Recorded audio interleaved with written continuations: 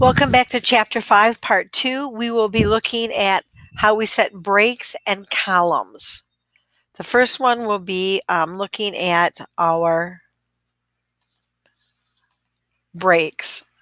So we're looking at a document right now that is generally, it has no columns. If we scroll down, you're going to see it has no columns, which is just fine. Now, what happens if we want to put columns in? If we wanted the whole document to be in 2 columns, we'd simply go to Columns and click on 2. And then if we scroll down, we're going to see that our entire document is set on columns. And this is not such a bad thing. Usually when you're talking about newspapers, things like that, then you're talking about using columns. However, we don't want this in columns. We're going to do Control-Z and take them off. Let's say we only want this section here to be in columns. I'm going to shrink down let's say we only want this to be in columns. Now, to do that, we largely are going to have to walk Microsoft through that process because Microsoft doesn't know what section you want columns applied to. So the first thing we're going to do is we're going to go to our review or our home, and we're going to make sure our formatting marks are turned on. And we're also going to go and make sure our ruler is turned on. We need to see what's going on. All right, so I'm going to go back to layout. At this point in time, there is no page breaks. I'm going to pull this down a little bit. I'm going to make this a little bigger. All right. Now, I'm going to go up to breaks. And I have page breaks and I have section breaks. Since we're dealing with only a section, we want one of these section breaks. And so we're going to go to continuous. And if you notice, it puts right here a section break. Then we're going to go down to the end of where we want the columns to end. And we're going to have to tell Microsoft, hey, we want you to stop here. So I'm going to go up to breaks. Since we're dealing with sections, I'm going to do continuous. And so now I have a section break. So I can go through here now and select my text. Make sure you don't go past or be outside the section breaks. And I can go over to columns and I can put it on 2, 3, whatever. So let's say I'm going to put it on 3. I can click 3 here.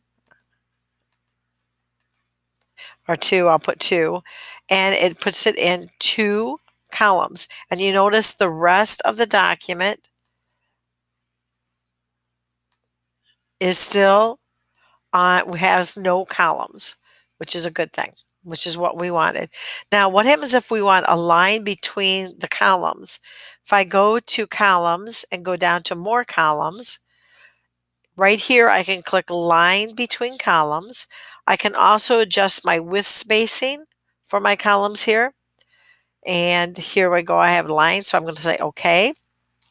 And now I have a line between those columns, which turns out really nice. All right, so when you just have a section where you want to apply a page break or a columns, you must tell it before and after. You have to tell Microsoft where you want to start and end. Then I'm going to come up here and I'm going to delete that extra page break. So I'm going to go back to home. I'm going to turn off my formatting marks. And so now I have my section break. So now I've got my breaks in. Now I'm going to scroll down and I'm going to go, let's find something. We'll go here. Let's say I want this to be in a column. Again, what I'm going to have to do is I'm going to have to go up here. I'm going to have to go to layout. I'm going to have to go to my breaks and go to continuous. And I'm going to turn my formatting marks on so you can see what's going on. There's my section break. I'm going to come here, go to layout, and I'm going to tell it, okay, I want you to stop here. And then now if I select my text and I go to columns. I go down to more columns. I can click on 2 and put my line in at the same time and click OK. And so now I have my columns.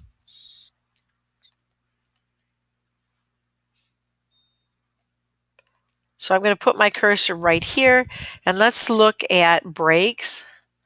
Let's say I want a page break. If I click on page break, notice that it automatically moves that to the next page. If I go to pay breaks and I want a next page break underneath my section, I can do that. I can do even page, odd page. So there's different things that I can do. And largely that is how you put in columns. It's important that you remember that you have to tell Microsoft where you want it to start, where you want it to end, and then you would go in and select your columns. Remember, if you want the entire document on columns, you don't have to do that. You just simply click on columns and select the number that you want. That's pretty much it for setting your columns. Have fun working with the Layout tab.